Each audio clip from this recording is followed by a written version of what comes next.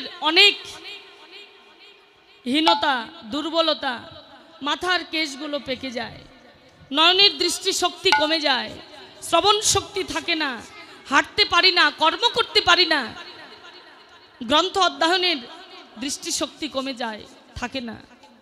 তখন মনে হয় আমার বয়স হয়েছে, মাত্র 50-55 বছর বয়স। কেন কলিযুগের মানুষের এত আয়ু কম? কেন আমরা সহজে এত দুর্বল হয়ে পড়ি? কেন আমাদের দেহে যিনি বল শক্তি বাড়াবেন, যার বলে আমরা বলিয়ান, যা ধরে রাখলে আমাদের পরমায়ু বৃদ্ধি হবে, আমরা সেই জায়গাটিতেই দুর্বল। আমরা বড় কামুক, তা দৈহিক কামই বলেন আর আত্মসুখ কামনায় বলুন। কলিযুগের মানুষ বড় কামুক। আমরা কাম